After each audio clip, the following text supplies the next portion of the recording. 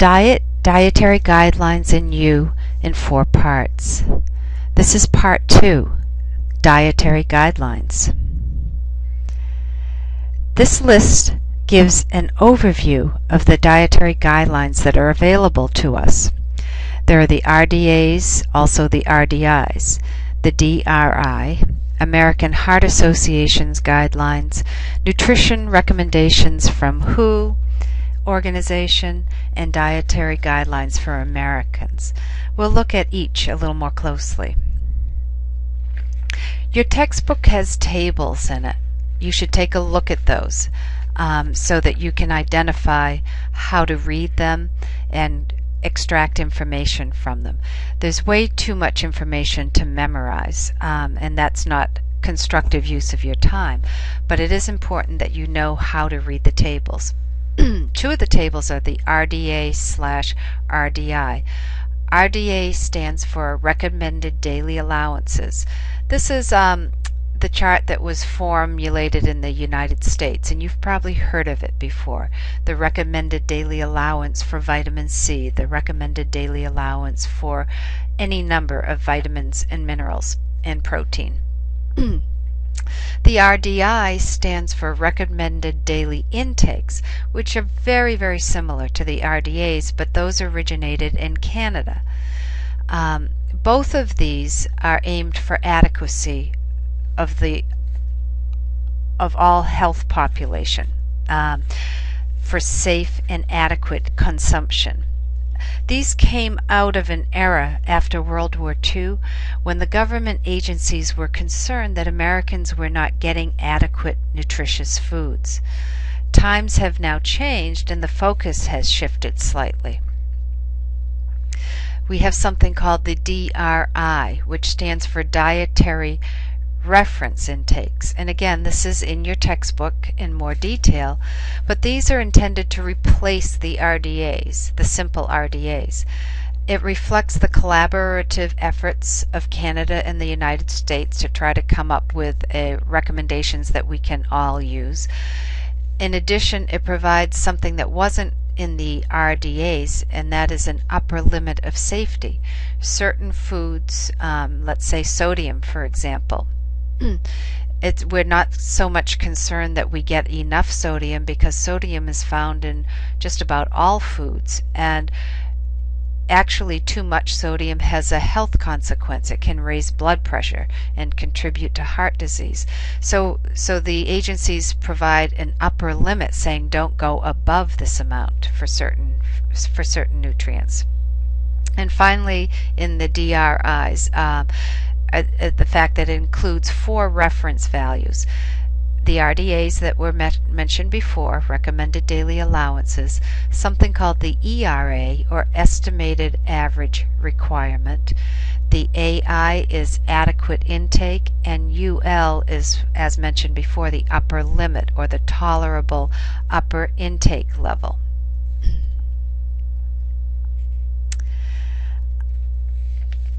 This is the American Heart Association's dietary guidelines, and I've put in parentheses as seen in current textbooks.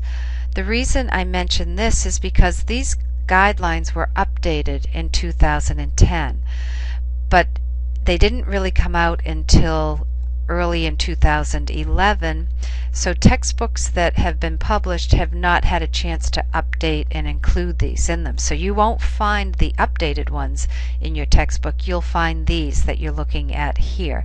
These were created in 2005, and we will use them. We'll take a look at both this and the newer guidelines.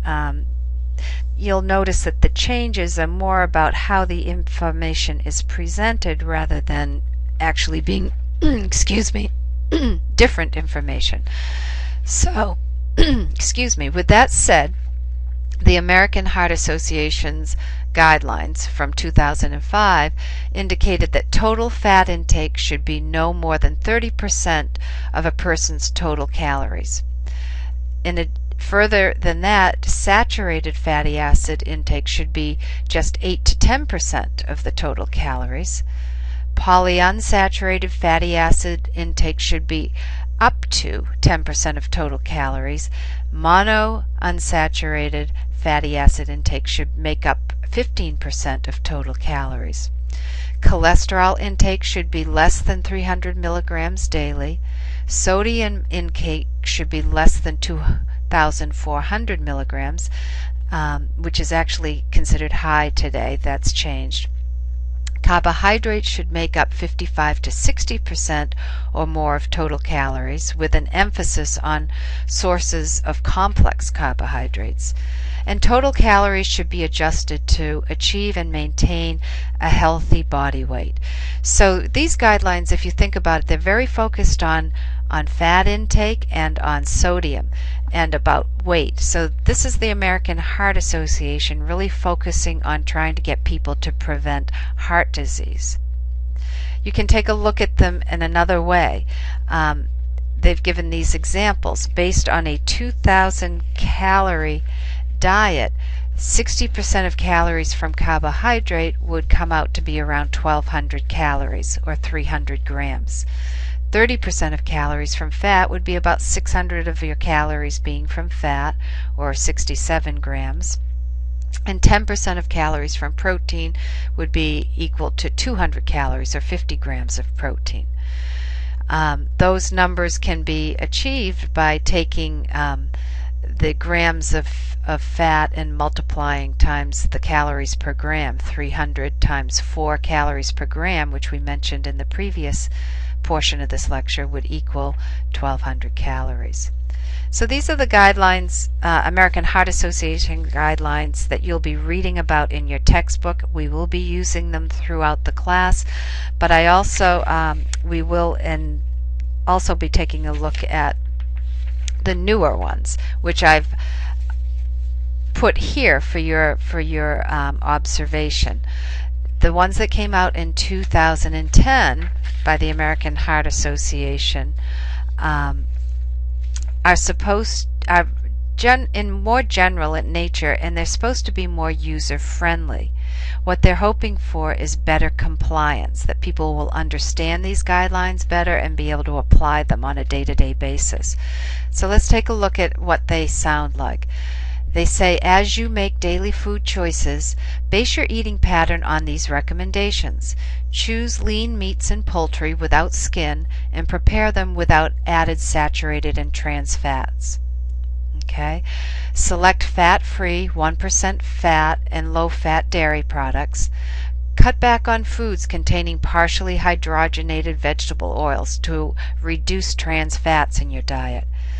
Cut back on foods that are high in dietary cholesterol. Aim to eat less than 300 milligrams of cholesterol each day. Cut back on beverages and foods with added sugars. Choose and prepare foods with little or no salt. Aim to eat less than 1,500 milligrams of sodium per day. That's quite a bit different from the previous slide that said 2,400. If you drink alcohol, drink in moderation. That means 1 drink per day if you're a woman, 2 drinks per day if you're a man. Follow the American Heart Association recommendations when you eat out, and keep an eye on your portion sizes. So again, all of these are aimed at trying to get people to eat less fat, look at the quality of fat, lower their sodium, lower their weight by cutting out empty calories like sugary beverages and alcohol. And then they also, even though it's not a dietary factor, they've added in, please also consider don't smoke tobacco and stay away from tobacco smoke, because that also contributes to an increased risk of heart disease. Another agency with recommendations for us is something called the World Health Organization, or WHO. They have assessed the relationships between diet and the development of chronic disease. The recommendations are expressed in average daily ranges that represent the lower and the upper limits. Let's take a look at what those recommendations are. I think you'll notice as you read through these, they're quite similar to those of the American Heart Association in most areas. They say total energy, or of course you know that means calories, should be sufficient to support normal growth, physical activity, and body weight. In America, they tend to try to say limit the amount of calories because we as a nation tend to overeat, and we have currently an epidemic with obesity. But if you're looking at the whole world and other populations, it's not as large a problem, and they want to make sure people have sufficient calories to maintain weight. Also, total fat should be 15 to 30% of total energy calories. Saturated fat anywhere from 0 to 10%, polyunsaturated 3 to 7. Dietary cholesterol should be anywhere from 0 to 300 milligrams per day. Total carbohydrates should be 55 to 75% of total energy, and within those, complex carbs should be the highest, 50 to 75%. Dietary fibers should be 27 to 40 grams per day. Refined sugars, 0 would be fine, but up to 10% is okay for total energy intake. Protein should be between 10 to 15% of total calories, and salt, they've reported upper limit of 6 grams, which for us would be very high. And last year, the American Dietary Guidelines were stressing 2,300 milligrams, and as you just saw, the newer guidelines are 1,500 milligrams. So we have to try to aim to lower the amount of salt in our diet.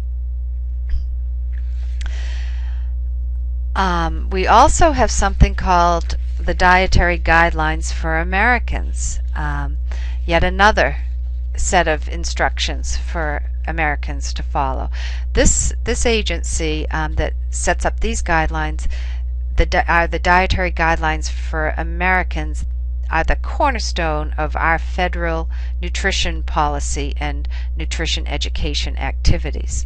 Since 1980, the guidelines have been jointly issued and updated every 5 years by the Departments of Agriculture, that's the USDA, and the Health and Human Services, or HHS. The new guidelines were issued, as I indicated previously, in 2010, and also the American Heart Association worked in conjunction to issue theirs at that same time. And their overarching concepts for these dietary guidelines for Americans are: 1, to maintain calorie balance to achieve and sustain healthy weight, and number 2, focus on nutrient-dense foods and beverages. Both of these things are aimed at trying to get the best nutrition for the least amount of calories to keep people within a healthy weight. Here are the 2010 Dietary Guidelines for Americans, and I'd like you at some point look at your handouts and really compare the two, what was issued in 2005 and in your textbook compared to this. Their selected message for consumers says, balance calories, enjoy your food but eat less, and avoid oversized portions. For foods to increase, make half of your plate fruits and vegetables, make at least half your grains whole grains, and switch to fat-free or low-fat 1% milk. Foods to reduce, they say, compare sodium in foods like soup, bread, and frozen meals, and choose the foods with the lower numbers. Choose water instead of sugary drinks. So you can see this message is much less complicated. It's not talking about percentages of total calories.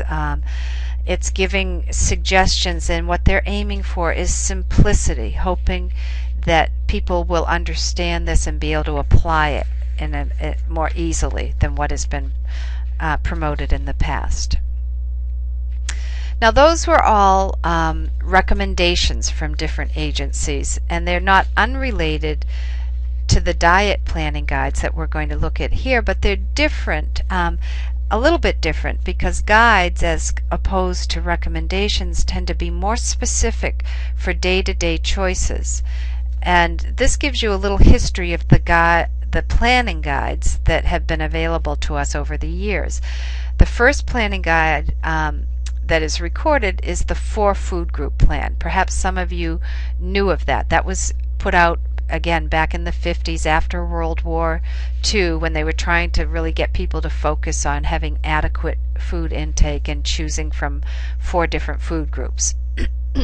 They then later revised that to be a pie chart to demonstrate how people should be choosing their food groups.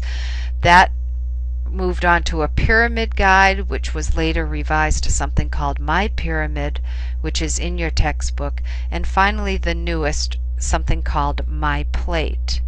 We'll look at the latter 3 in a little more detail. This is the old pyramid. This was created in the year 2000, not so very long ago, but about 11 years ago now, and it showed a pyramid, and it showed that most of your calories were supposed to come from the grain group, and then you were supposed to have how many servings from vegetable and fruit, how many servings from dairy products, and how many from protein products, and that oils and sugar should be eaten sparingly. So that worked for about 5 years until they decided they needed to be more specific. And then they came out in 2005 with something called the Pyramid Guide, or you can find that at MyPyramid.gov. It's called Steps to a Healthier You, and you can see they redesigned the logo that went with it. It's still a pyramid, but the areas that they wanted to stress to people now were that it's not just about diet, it's about activity too. So they put this little figure in here climbing the stairs to represent that activity is an important part of the whole picture. They talk in terms of moderation. Wider at the base equals foods with low fats and sugar. They talk about personalization. The person on the steps is also supposed to represent that. Proportionality, the widths of the food group bands. You'll see these different widths are representing percentage of the diet from these various foods, and variety represented by the different colors, and then their slogan was gradual improvement. So as you can see, compared to the other one, it was not simpler, it was a more complex message, and because our text uses it and the dietary analysis project that you will do this semester is going to use the website for this, you will need to be familiar with it.